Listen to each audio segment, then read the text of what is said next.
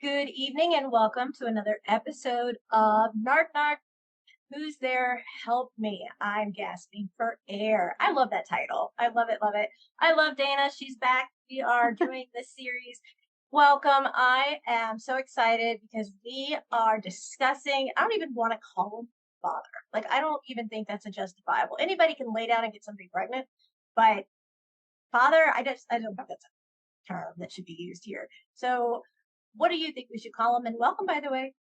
Hey, what should we call them? I think that's a personal decision. I mean, unfortunately, for societal purposes and relational conversation, we call them dad, father, whatever. I mean, Sperm donor.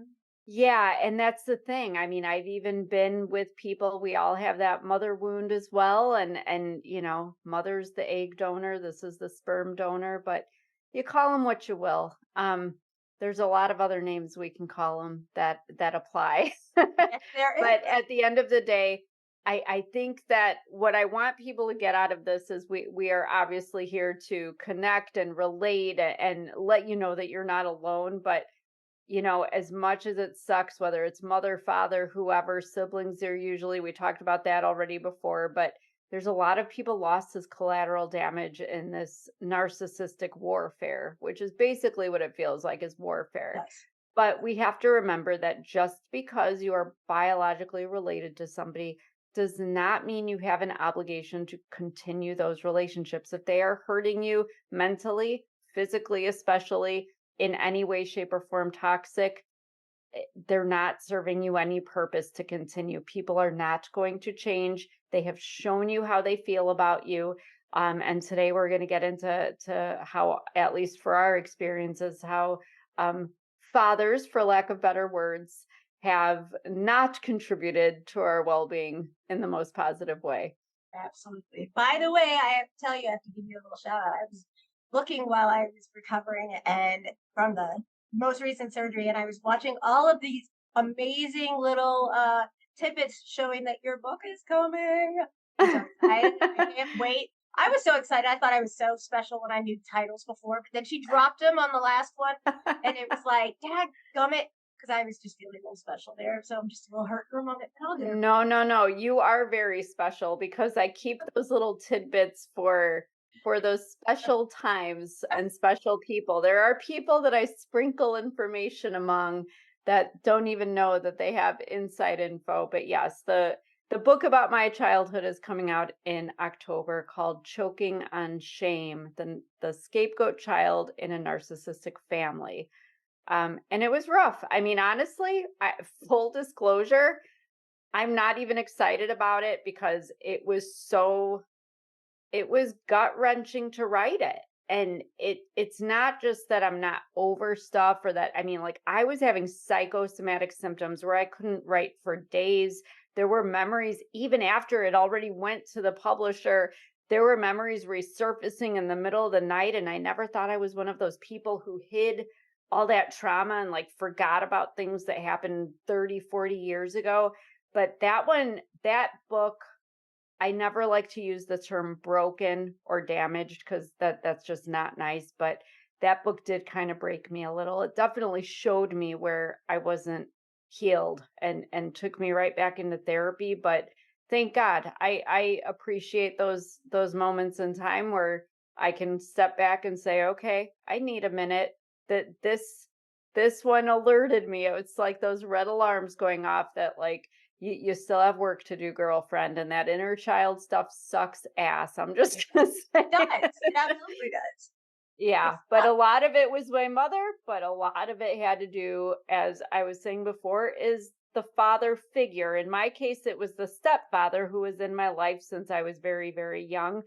But man, it doesn't matter. Whoever is that father figure, they're both responsible for your well-being. And I don't know about anyone else, but when you have both of them coming against you, as I know you had as well, I mean, to try to grow up in that, you're basically raising yourself. And Amen, sister. I mean, no child, I'm talking like my stuff started at 3 years old. I was Mhm. on my own. And I am finding at 48 that there are a lot of things I am completely inept in Yeah. in relationships because I had to make my own way. And what the hell does a 3-year-old or a 13-year-old or a 23-year-old for that matter know?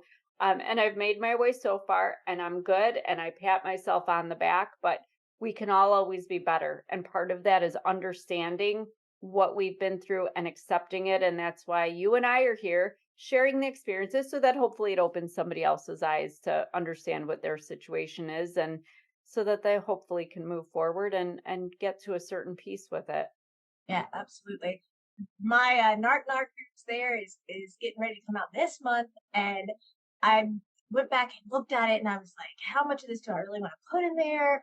How much, you Yeah. know? And the thing is that I put proof of everything, like everything. There's actual text messages. There's photographs of my sperm donor with other women. There's text messages to him from other women.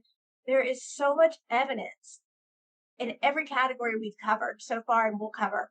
And you go back and you think, oh, I need to add that one in there. Or, when is enough enough? When are you pushing it a little too much? And then you go back and think, how was I so naive? How was I so different? And I wanted Yeah. to share with you and all of the listeners, I have been in therapy since like basically elementary school. But the wonderful woman that has helped me all of these years said to me when I spoke with her not long ago, and I told her, I was like, the black sheep really is like everything's put on us and we're blamed for everything. But in reality, they try to shut us up and ruin our self worth, ruin our self esteem because we carry the knowledge and the We're truth. we're the truth seers. We see things for what they really are and we call it out. And Right, they can't risk that. They cannot risk being exposed. right, Because that's the problem with a narcissistic parent. A narcissist of any type, it's all about them. That's the typical idea about them in a simplistic way. But with the parents, this is why people don't understand us and why there's so much push against people like us when we do speak out. That's your mother, that's your father. Yeah, well, guess what? I was their child and they put themselves above me. How they appeared was more important than my well being. And they shut you up and they silence you. They will physically use force to intimidate you. And that's not okay in any case, but specifically just because they want to save face, and they it's ruin that atrocious. they ruin who you are to everybody, and Yes, nobody believes you. everybody. So that And from the time you're a child. that And I exactly think that's the thing that people don't understand. Oh, they wouldn't do that. They're wonderful. Yeah, well, you're not their daughter, I always say.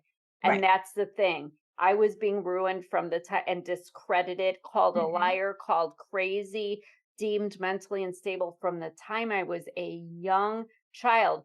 And so when I sit here, it hurts my heart to even sit here listening to you saying, and I have this evidence and I'm putting, because that's a typical thing that we do is we are so used to being that it's just assumed that nobody will believe us that we are like collecting every fact that we can and Right, like we want to hold a public forum to say, look, I'm telling the truth, I swear, because we just want somebody to believe us. And how sad it is that we still as adults have that doubt and that yeah, we have, and I know you carry this too, you're putting this book out and we're both like, you, a part of you almost feels bad because people shame you about it, but it's like, but this is my truth and it's right, wrong. And it's not even about them, it's more about me and my healing and my experience helping other people. But other people don't see it that way. But the problem is other people don't want to see the truth either. right, Just like all the people that enable and excuse and call you a liar and say, yeah, you know what, that Dana, she's crazy. Okay, well, if I'm crazy, then don't worry about what I'm writing. That's my right. response to that. So congratulations, by the way. I'm very excited. Because I love your cover. The cover of this book is ridiculous, people, just so you know. If you haven't seen it, you will see it soon. I imagine we will have some big reveal somewhere on social media and know when the book is available. But it's definitely about your experience being raised by narcissistic parents. And it just, your cover just really, I felt it because I was that girl knocking on that door and getting that person that looked good to the community, but boy, behind that door, that was scary stuff. right? But thank you. But what is so ironic is it's like you can have all the proof in the world, and then it's like, well, why do you have pictures of this? Why? And then they turn it like, Yeah, well, you didn't have my permission to take this, so you're being deceitful because you went behind my back and didn't have my permission. And you're like, you were the one who was wrong. Why did you turn right. this on me? But the one thing I wanted to put out that I thought was just jaw dropping was she said to me, if you and I are lying, then why are they trying to silence us? If we're telling a lie about who they are and it's not their truth, why do they try and silence us? Well, because they know that we're not lying. They Right. know That's that. why they They want just to have to silence have us. everybody else think that we're liars. They Right. discredit their victims because they know at some point you're going to find some strength and get brave enough to open your mouth up to some unsuspecting person, Right. some person that you might still have a tie to, that might still possibly believe you, and they can't risk that. They can't risk Right. anyone believing you. Anybody. Well, let's dive into the whole father thing. It's hard when you're growing up and you feel like you're not even important. It's almost as if you can imagine, if you close your eyes and you imagine a little girl who is sitting there and she has broken family pictures and a calendar with lots of like cancellations all over everything because you're promised all of these things and they're never delivered. Everyone else is more important than you unless you Mm. feed into whatever they need at that moment. That's when it matters. And growing up, everybody knew that, and to this day, everyone who knows me knows my grandparents were everything to me. Anyone who knows me knows that. And to punish me wasn't you're going to bed early, you lose TV, you lose this, you lose that. I lost the right to see my grandparents. That was my punishment. Or the stuffed animal my grandparents gave me the day I was born was taken from me. And I was not allowed to go and see my grandparents, nor was I allowed to call them. And that was my punishment. And that to me was awful. Take away my TV, make me go to bed early. I don't care, but you don't take away my grandparents. Like that was like not, even an option. But like he would do something. They did the perfect example, and I didn't put this in the book, but I mean, because it's so tedious, it's stupid. He would call me in the room and he'd be like, "Can you go get me some water?"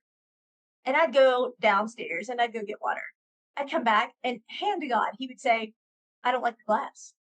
I don't like how it feels in the glass. I don't like how it tastes in that glass. I want a different glass." So I'd go get a different type of glass completely altogether. There's not enough ice. I have to go back down again. Where'd you get the water out of? The sink. No. Well, the sink had a water filter. No. So I go back, rinse out the cup, get the same amount of ice, and fill it from the refrigerator. Where'd you get the water? The refrigerator. No. I want a bottle of water. You didn't say that. So now I'm going back downstairs again. And I'm like, I remember this like 5. And I would go back downstairs, get the same cup, throw everything out, get more ice that came from the refrigerator, the same place the water would, and get him a bottle of water. And it was like a nightly thing. And it was like, why am I having to go and do this for you? I mean, it was time and time again. And it was never, I would say, could you come in and tuck me in? No. It was if you want to say goodnight to me, you come to me. You have to always go to him. If I said something and he didn't want me talking, he would like pick me up and put me on top of his armoire in his bedroom. And I was little and he would leave me there for a long time. And he would go back and do whatever he would. He would leave the room and left me way up high on this piece of furniture because I said something. I mean, this is just, and this is at a really young age and it's primitive years. And even as, I don't care what age you are, people, even as adults, people are like, well, you're an adult. Yes, I might be an adult now, but he's still the parent and he should act, like, in fact, they have nothing to do with faith. That they're still the parent, they're the grandparent. They are, narcissistic grandparents, which is another episode we have to do. Yes. And they, I mean, literally, how do you, and we're both parents, how do you completely ignore an innocent child who has, literally been fighting for their life, and you got nothing to do with them because they don't suit you. Yeah, there's nothing more degrading, and degrading isn't even the right word. I mean, these days, one of the things that really bothers me that's become a thing is like ghosting, not responding to somebody's communications, or what's worse and has been done to me by many, many, many people. I'm standing right in front of you and you pretend like I'm not even there. I was made to feel that way from a very young age as well. So I have words, my stepfather, who was essentially the father figure, the only one that I had, would degrade and demean me every chance he had. You should have never been born. Nobody loves you. Your mother didn't even want you, which unfortunately is actually the truth. That was probably the only truth he ever spoke. But to actually say that out loud to a young child, I mean, that's just unconscionable to me.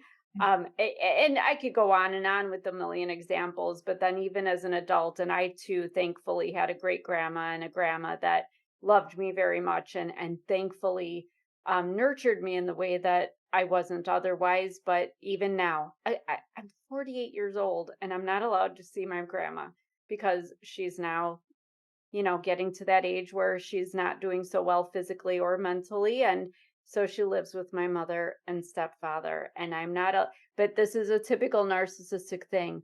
I'm not allowed at their house. Well, if I'm not somebody either. is not allowed at a house that gives others, including other family members and siblings, aunts, uncles, cousins, the impression like, wow, what don't we know? What did Dana do? What did Victoria do? That they don't even allow her at their house?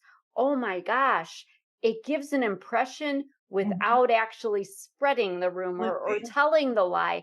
But you know how hard it is for me to listen on the phone with my grandma who's starting to have memory issues and such? Well, why didn't you come to my 80th birthday party? Because I wasn't invited, Grandma. Well, they told me you were invited, and they said you had to work, so you just didn't come. And she's crying. I honestly had no idea. My son took friends to this party. I didn't even know it was happening, but I wasn't invited. And this is Christmas. This is family reunions. This is multiple things. And it's really disgusting that they do this, and thereby again just perpetuating this idea that there's something wrong with me, and that I'm like, I mean, if I heard somebody wasn't allowed at a house, I'd think, what are they, a criminal? Are they a Right. thief? Did they do something horrible? Or are they as mentally unstable as they're accused of being? And I'm like, over here, I mean, I posted a funny thing on Facebook last month. It's like, I don't know why so many people hate me because I'm just at home having a cheese stick with my cat. Like, I'm not doing anything, and you could probably hear her. She's at my feet here meowing. But I mean, it gets ridiculous that you can literally do nothing and they create this whole illusion Absolutely. and people buy it. Yes, They they just, do. without questioning it. Mhm. Yeah, absolutely, they do. When my grandmother passed away, I was young and I was 21 and I was devastated. Like my whole world was just turned upside down. And it wasn't long after that that um, my sperm donor, if you will, called me and said, I need you to come to the house. We have to go through the will. I'm the executor and I have to go through the will. You would have never known, Dana, by looking at these people that they had the money they did. They were very, very humble, very sweet, very giving, very kind. And I sat down and in front of me was all these legal documents. So hand to God. And I'm like, I don't care, I just want the girl back. I don't care. Like, I don't care whatever this is. I just want it back. And he was like, okay, so he starts reading this document and it's all this legal jargon. And I'm young, I don't know what I'm looking at. And he goes, well, your grandmother left you $1 million. And when you turn 25, it will come out of the trust and you can have it. And I was like, I want my grandmother. Like I didn't even hesitate. Right. And I was like, that doesn't bring her back. And he goes, so you don't want the money? And I said, I'd rather have pictures. I'd rather have memories. Like, and he was like, so you don't want it? And he goes, well, she wanted you to have it. So I'm looking at these documents. Okay, whatever. I don't even know. I'm still bawling. This was in April, mid-April. She passed in January of 97. So I'm like, okay. And I just, whatever. And I signed it and I said, you know what? I want the pictures. I want the greeting card. She kept every greeting card I ever gave them. I was like, these are the things that I want. These are the memories that I want. And he goes, well, I haven't gone through any of that yet, blah, blah, blah. So, whatever. I got up and left. I'm like, I can't even be here right now. I don't even want to be here. Sign what I have to sign. I'm leaving. So I do. And a couple months later, he's like, so what are you going to do with the money? What are you going to do? You're going to buy a house. You can do this. And I was like, I honestly hadn't thought about it because I had put no thought into it. I want my grandmother. Like, that's where I am. And he's like, well, that's ridiculous. Now, true narcissistic people care about the perception of what people think of them. And my bio, whatever you want to call it, is all about the perception that he is from New York. He, not myself, he's Jewish, and that he has money, even though he celebrates Christmas. I'm not knocking any religion whatsoever, but he celebrates Christmas and doesn't even own a menorah. So that's all I'm gonna say on this. Oh So boy. right, but he wears the high. He wore the high on the necklace, but he told everybody he was a New York Jew, but he celebrated Christmas and didn't do. I mean, he didn't even own a yarmulke. He didn't celebrate Hanukkah. Nothing. Nothing. So a couple of months later, after that, he and I were in some discussion as always. Like he's blaming me for something, whatever. And he goes, "You are such a effing idiot." And I was like, what did I do now? Like, I don't live here. What did I get blamed for this time? And Right. he goes, do you really believe that you're getting $1 million? And I went, what are you talking about? And he goes, that whole thing was a joke. It wasn't even real. And I went, wait, What? what? I was so angry, Dana, that he would use my grandmother's passing as a way to mock at me. That, how do you do? First of all, that's his mother. This was like the most wonderful woman ever. And he just he made up the documents. Like they were realistic documents. I signed it and he signed it and he literally, and he made all this up thinking it was a big old freaking joke. And he's like, oh, there was lots of money. I just kept it all for myself. And he's like, I don't have to. And he didn't probate the will, so I could never see it. I could never get a copy of it. And I have no idea. I know that things were left to me. I didn't get it. And that's fine. Hmm. It's materialistic things. I want her. I get the Fair. memories. And, Right. but who in the hell does something like that as a joke? A narcissist who's trying to make it look like you are the one after the money. Oh, she signed this thing thinking she's getting $1 million. See, when you've played the narcissistic game a few times, like we have, you can see it in other people's situations. You see it coming. And that's, I swear to God, I'm sorry I was laughing when you were talking about he thinks he's a Jew from, you'll actually read that in my next book, Choking on Shame, is what I talk about my stepfather. Same thing.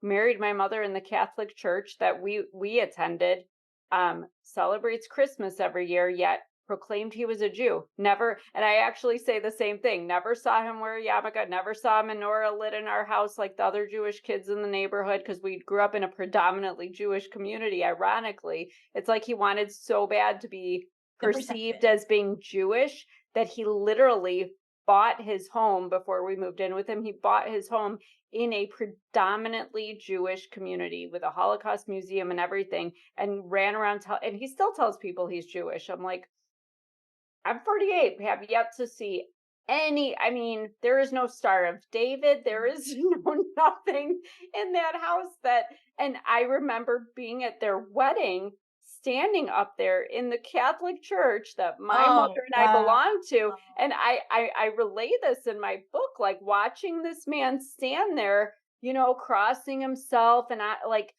just like and I'm 7 years old, or maybe I was just turning 7. I was right around 7 though, and I'm like sitting there like, what the hell is this? Does he think like people are buying this? But I remember like I say, I relay the story. I'm looking out at my godmother, my grandma, my great all these the women who believed me and who still are on my side, and they're just smiling and telling me to smile and respect your mother, and I'm just like, but don't, it's like I'm antsy. I can't say anything in the church in the middle of the ceremony, but I'm like, do people not see what is going on? Right. to not see that. I mean, you want to talk about a mask? This man's full of shit to the freaking max. Like he's Yeah. loaded with it, and Yeah. everybody's buying it. Like it's an ice cream sundae. No, not this girl, not this girl. But it never got better. Now, I'm curious though, because I know what my deficiency was, which was basically existing. And I don't mean that lightly. My mother No, did not want me. It's a whole story. You got to read the book. But, she actually convinced her husband and many people that I was apparently a product of rape. I mean, apparently she's claiming her boyfriend in high school raped her. And yeah, the rapist, by the way, texts me every day and has been the most amazing father ever. And she named me after him, just saying. So yeah, hard to swallow that one. But she's got people convinced, including her husband. So from day one, I was deemed as less than, which in its own right is sick. it is. But then he was so bent on having, I kept hearing about he wants his own child. I didn't have the right DNA. My mother would remind me that all the time, that she thought I was going to be a boy and she was going to name me this, again after my father, my real father. And it's just like I complain in the book, like it's like even as a kid I thought I got it all wrong. I was born, which was the first mistake. I was born the wrong gender. She did not like who my father was and wanted it to be her husband instead of the person that she coupled with instead, and then wanted to blame him. I was always talked to about as a mistake or an accident, or my favorite, which I talk about in the book a lot. I kept hearing conversations about what he did to her. Like she would make a typical narcissist. She Absolutely. didn't, forgive me for being crude, she didn't spread her legs to him. He did this to her, and I'm the thing that was done to her, as if it was some horrible thing. So then my stepfather would go on these, I shouldn't have to pay for another man's child. I shouldn't have to look at you in the face every day and see his face, because of course I looked more like my dad when I was younger. And thank God. I mean, my mom was pretty, but I didn't want to look like my stepfather. That would be scary. But it was just so many things. But again, I go to the fact that I tell everybody, think of a young little girl, think of a Yeah. 5 or 6 year old little girl, and saying and That's what doing I'm the doing right things that now. happened to you and that happened to me. If you can sleep at night after doing something like that, we're all human. None of us know what to do. We deal with what life throws at us, but there is nobody can argue with me that they did the best they could, or this other crap. Or the other big thing I get is, oh, but they probably came from, yeah, you know what? My mother, abusive household. I mean, her father held a gun to her head. He was a drunk and he was a narcissist. Absolutely. There was a lot of stuff there. Stepdad, yeah, both his parents actually abandoned him and his 4 siblings, like literally abandoned them That doesn't give them in the right. Boston, and they were separated into foster homes. He was abused. That is not an excuse. I don't care what the hell you have been through, because why Mm-mm. is it that after everything that I went through, and then decided I didn't trust myself enough to have a child because I was afraid I would do to another human being what they did to me, but then I decided, no, I'm going to just not be that way. I don't know what the hell I was doing being a parent, but I was not going to do that. And when Right. I You had broke my the cycle. son, why is it exactly? But so I don't buy this, well, that was what was done to them, as an excuse, because I was able to raise my son without, I will admit, one time, and I cringe even admitting it, but I spanked him so hard. It was just one big whack. And then I went and cried. I wanted to die because I did that to him, because I never, and here's my tears, this is still my regret, because I never wanted to do to him what they did to me. Because it wasn't just the verbal, it was the physical. It was Right. being strangled and thrown downstairs. It was being literally dragged by my hair, having my head banged against the wall, picking up the phone to call 911 and being beaten with the phone. That is not okay. That No, is it's not. not okay. I'm You're going to take a minute and breathe. You go ahead. you are not like that at all. You are not. You are such a beautiful I person know. inside and Thank out. you. And she's just an amazing human being, and I, every once in a while we do need to be reminded that we are not them. You know, the fact that it blows my mind that these narcissists portray just such a stuck up egotistical ass. I because of my circumstances with my daughter being medically fragile and coding all the time, and I gave up a six-figure career, and I don't think I lost a thing. Like people like, don't you regret doing this? No, I don't. But I knew what I was getting into, but I shielded her from as much of it as I could. And, at one point, and I actually put the contract in the book. I contemplated it, but I did. And Dana, it's ridiculous, but I know it's almost worth just for the contract. My sperm donor writes this contract, and of course I've redacted names because I'm not giving them that satisfaction. And in the contract, he writes that Faith will not call him an ass. Oh, And Faith will not call him Jew boy. And because he was talking to a woman at Costco one day, and I was pushing Faith in the cart, and we went over, and there was Christmas stuff and everything there. And he was flirting with a woman. And Faith, who, as we all know and love, has no filter, and she yelled, "Hey, Raisin, why are you over here talking to a woman?" And she's like, "You're like Casablanca. You have no game." And he was like, "What?" And she goes, "Why are you in the Christmas section? You're Jewish, Jew boy." And so in this contract is that, and I redacted it so I don't offend anybody at all. But right. it's in there saying that she won't call him an ass and she won't flip him off. And I have so many pictures that I put in the book where she's like in the crib and he's flipping her off. And all of these Wow. pictures where he's flipping her.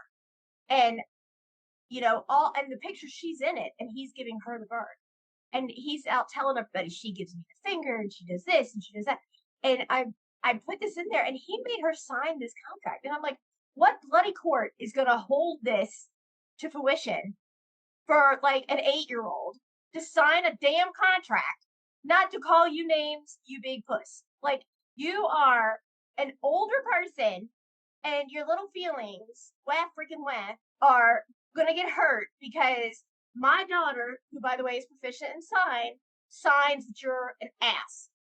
And you go around flipping her off and telling her she has to lie and can't tell anybody that you're with other women. And she gets mad and tells you you're an ass because she doesn't want to lie. Mom taught her better. And so you go around and just, tell everybody, she's sick and he's gotten so much money out of telling everybody about her. Like he went and got a generator for their 10,000 square foot house and said it was because she's on all this equipment and wrote it off on their taxes. So he would always have a generator. Are you freaking kidding me? He's telling everybody, "Oh, I paid for this, I paid for that." I have every receipt. I have the bank statements. I have it where it shows I paid for it. But I guess that doesn't make it real. No, no, because everything they do has to be glorified to make them look good, Right. And that's the thing, it's interesting. Everything we talk about, I mean, any narcissist you deal with, it's about power and control. And if you disrespect them, boy, that's the greatest offense to their ego. So, it's funny when I'm listening to you and you're like, what man expects an 8-year-old to sign a contract? I'm like, what person of any age writes a contract for his granddaughter to sign? Like, I mean, that sounds like something my stepfather would do because with them money, the money, It's all it's money. all about money and what people. I remember for 13 years, I ran a housekeeping business, obviously as an adult, not as a child. But I remember at one point in his luxury, community that he lives in, his next door neighbor said, "I know your daughter has a housekeeping business. Could you have her come and call me, give me a bid?" Yeah. And he said, "Well, make sure when you go over there, you tell them you have a college education." And I'm like, what does a What? college education have to do with the girls, the cleaning crew that I'm going to send to clean a house and scrub toilet? Like, you don't need a college education. Well, Right. they need to know that you don't just clean houses, that you have a college degree. And it's like, oh, this is about you, because Right. God forbid your daughter, by the way, has a six-figure cleaning business. Thank you very much, in a podunk area in the Midwest where I don't even know how, well, because I'm successful. That's how, that I made it a six-figure business. But like, isn't that how, why? And the worst case, it, there's so much here. The other part of it, there was another person that asked for a recommendation for a cleaning person, and he gave my number. And she called me and she said, "Yeah, so and so gave me your number." And she said, "He told me you're his cleaning service." And I'm like, "He didn't tell you I'm his daughter?" And she goes, "You're his daughter?" "No, he just said you're his cleaning service." And I'm like, "Wow. Wow." So, it's interesting that 2018, 2019, when they decided for the final time, my mother and stepfather, to, this was the third time in my life they decided to dissociate from me. They still they did not want, and I am clear, I am saying this very seriously. I have text messages that I can prove. They did not want a parent daughter relationship with me anymore, but they still wanted me to send my service to, they wanted me to personally clean their house every week and their business. And I was like, That's not how this works." No. That doesn't work that way. If that's what this is, and dumb me, I did go a, a couple more times in a professional capacity. Like, okay, if that's how it's going to be, that's how it's going to be. But the last time I had left there, because of the way I was treated that last time, I literally, my hands were like shaking. I was on the verge of a panic attack, and I'm like, it's not worth it there. And he's like, "Well, don't you need the money?" I said, "Not, I don't need your money. I don't need your money." And we dissociated. And then the next thing, my mother, who does not contact me, sends me a text and said, "Well, what's your new," because I remarried shortly after that. And they're like, she goes, "What's your new last name? Because I have to change our will." And I knew she wasn't changing her will to add my new name to it. And that's fine. All my pictures came off the wall. Um, you know, I could go on and on. My baby blanket was sent to me through my son, which is disgusting in itself. But what it comes back down to, and what I've always noticed, and we'll get into the mother thing more in the mother episode, but my mother, mine at least, seemingly was afraid of her husband. Whatever he wanted was how it was going to go, and he had control over everything. And even when she witnessed abuse, even when she witnessed mistreatment of me, because it happened right in front of her numerous times, she would literally turn away so she could say she didn't see it. She would literally turn away. And like in my book, Choking on Shame, I mean, for me, even the publisher was like, "She's always washing dishes." I'm like, that's all she ever freaking did. Nothing was important. I could be going through like traumatic life stuff. I could be being beaten 3 feet away. She would just look out the window with that stone face, washing the damn, because that plate needed to be cleaned for 10 freaking minutes. And you want to talk about not feeling important and not being seen Absolutely. and heard, and then getting silent treatment because I made him upset. Wow. It's a lot. It's a It is lot. a And lot. and for people who want to say, there are people, because there was physical abuse, but there's people who have said, well, if there's not physical abuse, if they did, well, let me tell you what, emotional abuse, verbal abuse, that stuff affects Never the goes away. child more. Yes, has longer term effects. Absolutely. Honestly, I had some terrible the physical abuse. I have met people who have endured much worse, but mine wasn't nice at times. But it doesn't even affect me. Like, it sounds crazy, but I don't even care that they beat the crap out of me and strangled me and did this and that and whatever. But the words, they almost were like on a replay through my mind. So as much as I knew they were wrong, and as Yep. much as I left that house the second I could and was like, nobody else is ever going to do this again, gosh, it's somewhere underneath everything in the core of your being, Yeah. and that's what makes it so hard to heal from it because it's so far under the surface, under even our lack of awareness, Right. that you really have to have the right person who gets it, that can get down to that core. It's like I always say, it's like digging up a rose bush. If anyone's a gardener, if you've ever had a rose bush bush and tried to dig it up, you always think, okay, like how much I'm down 3, 4 feet in the ground. This mother trucker's got to stop at some point. No, you keep going. You think maybe that's it. Maybe that's it. It keeps going and going deeper down, and the thorns get thicker and they stab you and you bleed. That's what healing is like. It's awful. It's Yes. awful. But Yes. you got to do it. You got to do it to get to a sense of peace. Yes. Let me ask you, because I'm curious. One of the things that I learned the hard way was whenever my sperm donor, whenever he was mad about something, no matter what, I would get the silent treatment, like a toddler, Yes. crossing their arms and I'm not talking to you. And like they could be in the room with, say, our egg donor, my mother, and he would be like, tell Victoria that she needs to, go turn the light off. And I'm like, I'm right here, and it's like, your father should turn the light off. I heard him. I'm 3 feet away, but he's not speaking to me. And it would kill me inside. Like it was like, what did I do? And I remember like he would flirt with my friends. And if they were like, I'm not going anywhere with him, he's Yes. freaks me out, he scares me. He would come to me and say, you're wasting my time because I redid my day to be here for your friend who needed something and now they don't want to be alone with me in their car and whatever and I don't have time for this and you ruined my day. And I would go and apologize because my friend didn't feel safe to be in a car alone with him because she knew he was going to be flirty and disrespectful. And I would be the one to apologize and then I would get silent treatment. And it's like, what to me, the silent treatment is horrible because he would just like walk by you and not speak to you. Did you go through that too?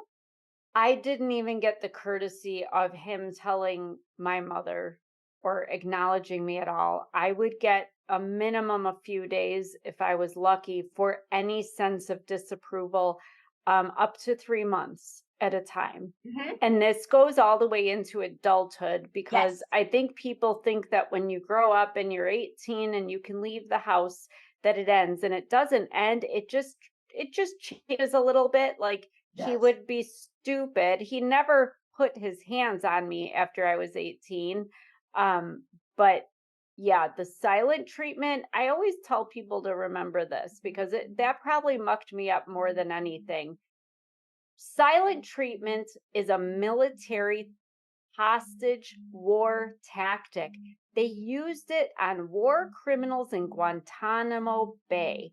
Yes. This is not what you do to your child, your wife, your whoever. My Right. mother did it to me. My stepfather did it to me. Then I went off and married a covert narcissist because it was a narcissist that hit me a little differently, so I didn't know. And guess who else gave me silent treatment? Him. And what did I do now, Victoria? I am married to the most wonderful, gentlest, loving man, but God help me, he is a quiet type, and I don't do well with the quiet. It has been a challenge for me. I almost did not engage with him because he is so quiet by nature. But I'm glad because we have a beautiful relationship, but quiet doesn't work for me. Right. I always, you always have to have like the TV or a radio or some background noise. Yeah. Like I can't even go to sleep. I cannot settle because if it's quiet, I feel like nervous, like something's going to happen. Somebody's, upset with me. Somebody, it's hard to quiet that after all that time. It is. Do you remember the moment when you were like, wow, our father is a real piece of shit? Like, do you remember that moment and Yeah. the reason why? Okay, I'm going to tell you mine and you're probably going to laugh. Yeah. Yeah. And I was older and I like literally was in like no contact. So there was no contact. And my father was an See, I can't talk. He was an authoritative figure, supposedly. Okay. Very authoritative figure. And I had heard that he was sick. So I was supposed to be doing a meeting. I was international director of my company, and I literally like said, I gotta go. I hear my dad is sick. We're no contact, but I heard he's really sick. So I leave and I know his doctor, he's had the same one forever. And I'm in the lobby and he comes out, a few minutes later and, just looks at me and he looks fine. And I'm like, and I said, I thought you were sick. And he goes, what are you doing here?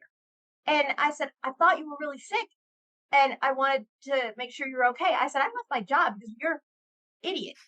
And I was like, so I just got up, went back to work and said it wasn't as bad as I thought, blah, blah, blah, begged for forgiveness. And that was what I thought was the end of it. Well, apparently he was given a direct order and disregarded it. And so he was given another direct order and he disregarded that. So he ended up being reassigned to another area and that didn't work for him. So he was, if you want, quote unquote, called to office. And when he went in, they basically were going to give him an option. So he went to the doctor, unbelievable. And he went to the doctor and told them that he had sinusitis and his doctor's his friend. So his doctor, amazingly enough, writes him out on short-term disability for 6 weeks and 1 day until, guess what? That's when his retirement would have been. So he can't be let go. And then he gets his full retirement. So I didn't know that part of the story. But then I'm hearing through the grapevine that I had him fired. And I was like, what? And this was my what the hell moment. Well, I think, Dana, that was the first time I was ever like, it's time to bring this to accountability and I'm going to prove that I'm innocent. I was younger. This was well over 25 plus years ago. And I was an instructor in the same department. So I had people tell me things.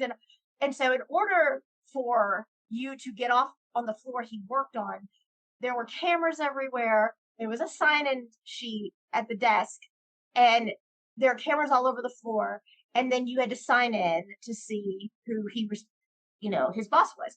So I'm hearing that I got him fired. So I go to my dad, if you will, and I was like, do you really believe I got you fired? And he said, yes. And I said, well, then we have a little trip to take because I want to go and I want to see footage of me getting off the elevator. I want to see the sign-in sheet where I signed the document that I'm on the floor. And then I want to see where, one, I had a meeting, and two, where I wrote a letter. Because if I wrote a letter, it's going to be in my personnel file and it's also going to be in your personnel file.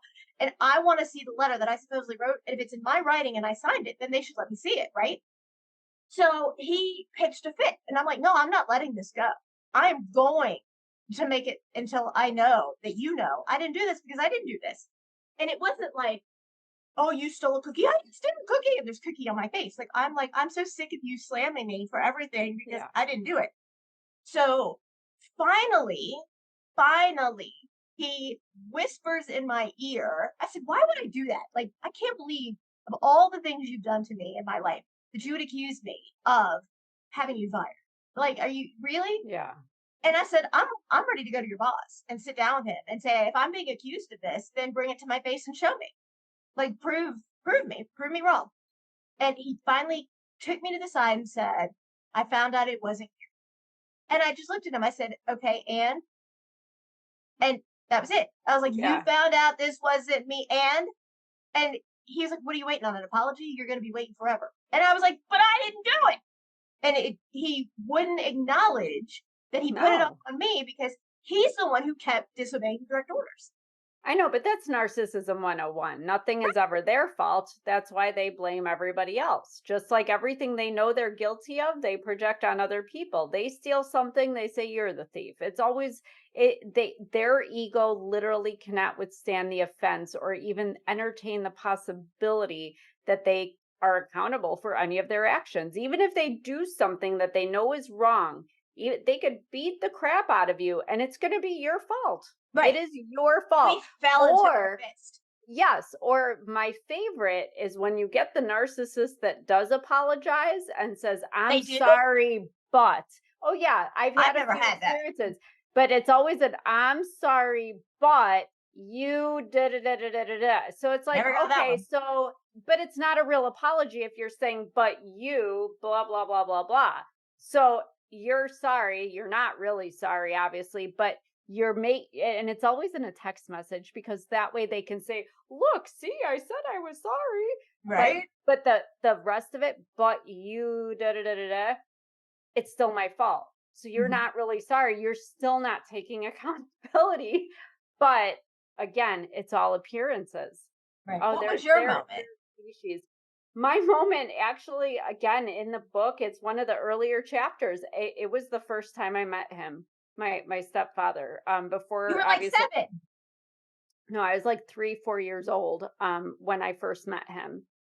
My mother did not tell me where we were going. She led me down the stairs of our crappy little apartment, walked me across this busy street in Chicago, and there was this, I don't know, what was it, like a little Pinto or some god awful little nasty looking car back in the 70s, little hatchback, tiniest thing you could ever see.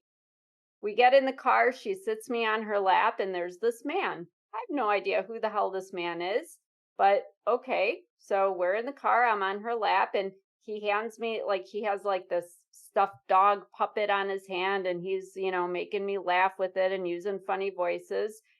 And I'm just looking at him because back then we had stranger danger and we all knew better and all that. But my mom says it's okay. I could have the puppet. Okay. So I take it.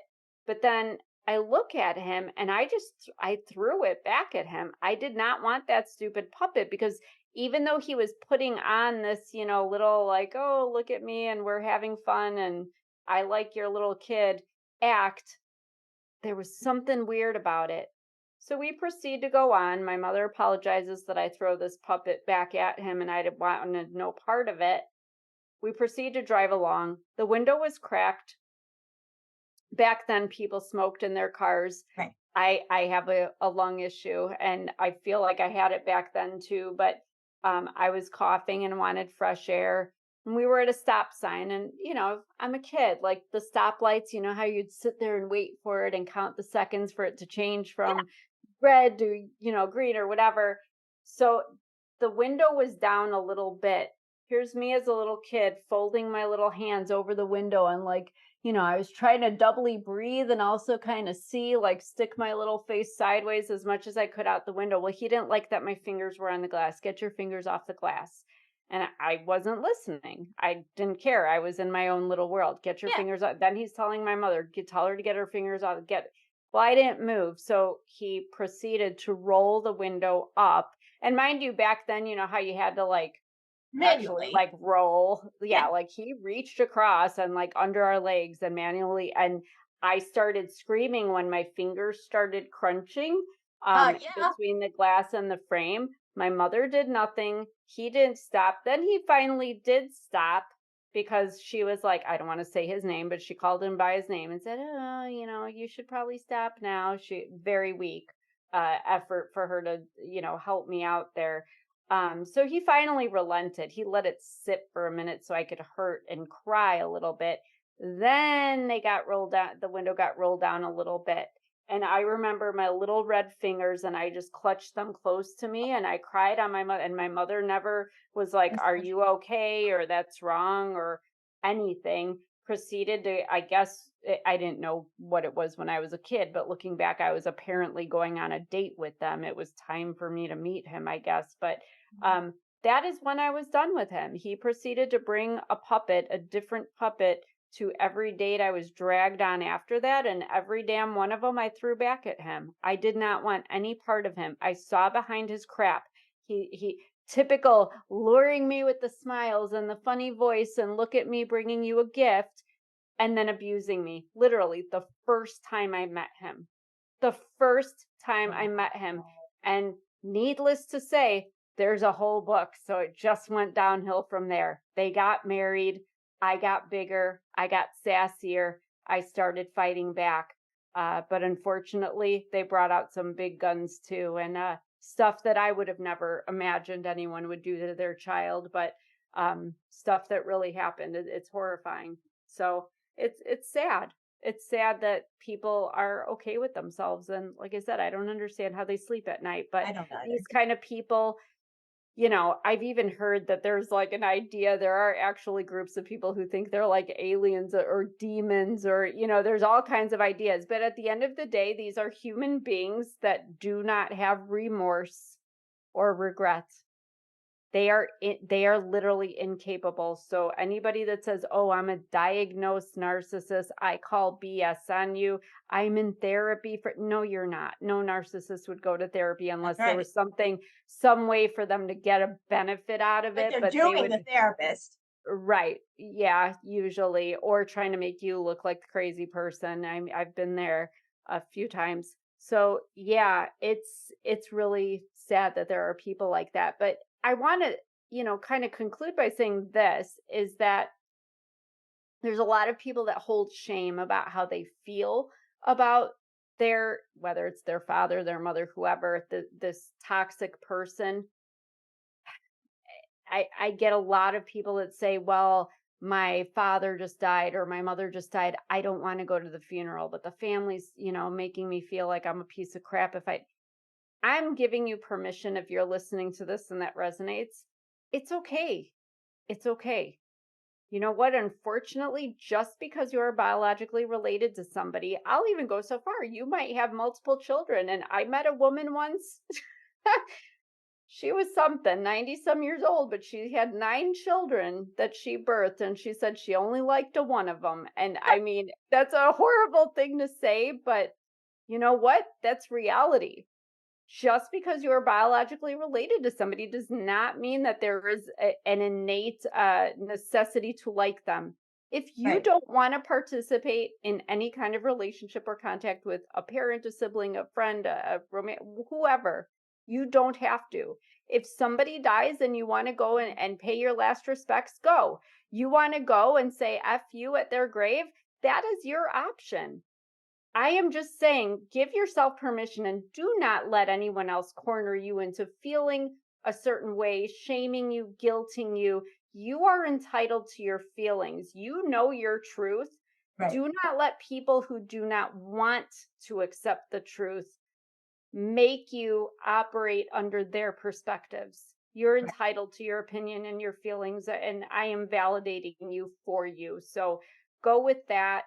There And are so many people who do uh, want you around, and the people that don't, that's what just kills me is so many people give excuses to these arrogant pricks.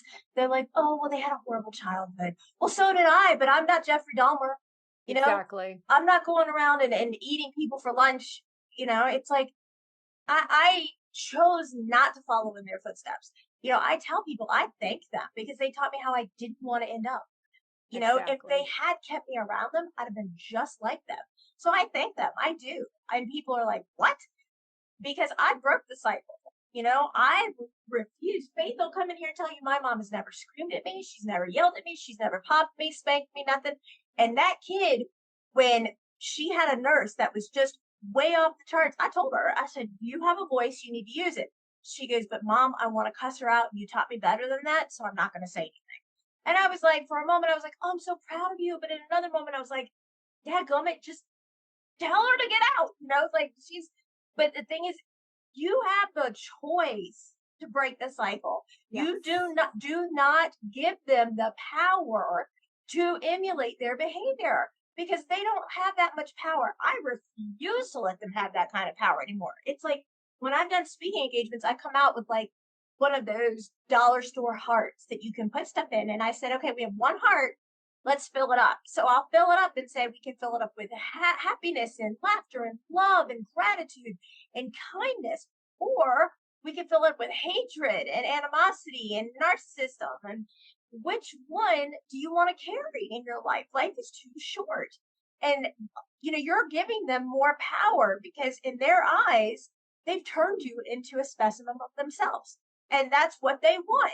Misery loves company. Don't give it to them. You know, the best revenge is served cold. The best revenge is success. And they do not want to see us succeed. That is the bottom line. They absolutely don't want to see the best for us. No, a narcissist doesn't want anything that they have not decided should be. And I agree with what you just said. In my book, I said that I couldn't be anything because I wasn't supposed to be anything. I had to be the nothing that they Mhm. decided I was going to be. Even Right. now, I'm going to, I have one published book and two more are coming in the next 4 or 5 months. I am so proud of myself You for should be. where I came from to now. They can't acknowledge that.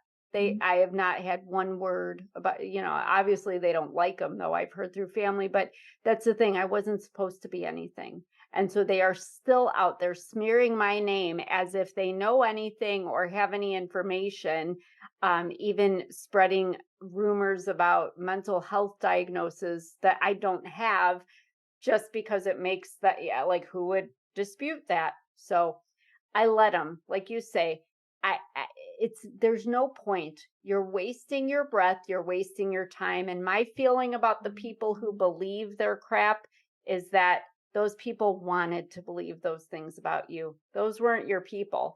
And Right. believe me, I have mourned the loss of multiple sides of family because people believe that I've had 4 narcissists smear my name, and so that's a lot. You wanna talk about Yes. feeling alone and orphaned, and that's been something to get through.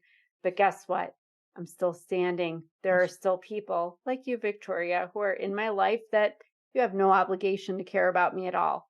But But we I have found each other. But you do, and I love you just as much, but we all have those people, even when we don't think we do. There are all people that are sitting there wanting to get, they do care about you. They love you and they don't have to. And those are your people. Your people are not necessarily your mother, your father, your brothers and sisters, and a lot of family. They're just who you decide they are. But you, to go along with what you said, you have the choice. If you want to give people the power to determine who you are and what you can be, that is your choice. I choose not to. You chose not to. And thank God we're the better off for it. Yep. Well, I thank you again for being here. And our next episode, we're going to talk about our egg donor, how scrambled Oh. they can be, I love it. how they can be so poached. We have to end on a laugh, gotta Yes, we do. So I thank everybody for listening, and I hope you will tune in for the next episode. Again, I am always so honored to have Dana with us. I love her to madness. Please go get Gasping for Air. It should be on everybody's bookshelf nightstand. It is amazing. Seriously, it's one of my top favorite books of all time, and I mean that wholeheartedly. Well, I appreciate that, but don't forget about your first book, Who Kicked First, because I mean, there are a lot of horrific true stories out there, but ma'am, I don't know how you're still standing, literally and figuratively. And if people don't know your story, they need to go out and buy your book, Who Kicked First, because you are literally a warrior of all warriors. So thank you for having me. Thank you for having this podcast and for bringing so many of us together. And until next time. Yes. Thanks, everybody.